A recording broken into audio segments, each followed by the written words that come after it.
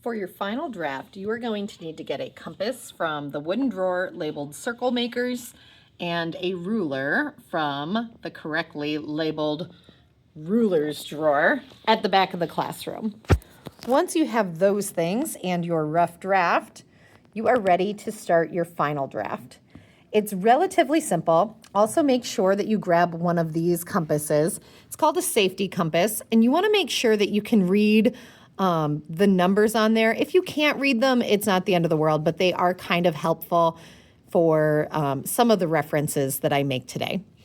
You are going to start with your ruler and a sharpened pencil, and we are going to find the center of our square paper located at the back of the room for you by lining up our ruler with opposite corners at a diagonal.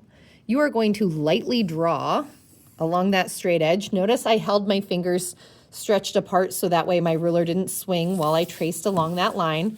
And the reason you want to do a light line is because a lot of you will end up erasing these lines later. Some of you might embrace them as part of your radial symmetry, but you don't have to. Again, my non-dominant hand is holding that ruler down firmly, stretch out across diagonally, and I have found the center of my paper. Then, if I am very precise and I want to, I can measure this. This is an 11-inch sheet of paper by 11 inches. So it's an 11-inch square. So I could do a 5.5-inch mark to find the center, or I can use this and I can just eyeball it and make it close enough. So I want this to be a vertical line. And so I just eyeballed it, made it close enough. Same for a cross for a horizontal line. I'm just gonna eyeball it so that it looks close enough to being horizontal and should intersect with that cross that I started off, or that X that I started off. Now I'm going to use this compass and I'm going to look. You can start seeing it, and mine's a little bit smudged away, but they have the radius mapped out. So this says 2-inch R. That means 2-inch radius. So it would give you a 4-inch circle. And this one is smudged away, but there should be a 1.5. I want to pay attention to the 1.5, the 3-inch where there's an arrow there, and then my very last dot. And you can find those on your compasses hopefully pretty easily, or you can either share with one that you can see, or you can kind of make an educated guess based on what you see here and with your classmates. So I'm going to hold my non-dominant hand.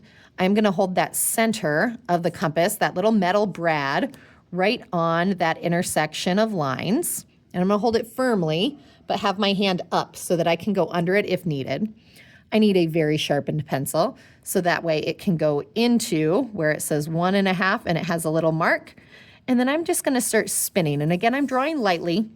If your pencil's not very sharp, this won't work because it won't fit in there until I get a full circle, which I have, and I was able to go under. I'm not going to lift this up because I want to keep it in the same spot.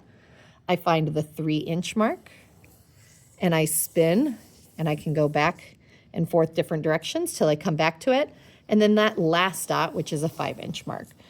So my first couple of lines are a little closer together than the last one, but it's close enough. Once I have this, I can use the rough draft that I created, and I can pick and choose my favorite bits to recreate on a larger scale here. If I did something in my rough draft that I'm like, I don't love the way this works, I can change it.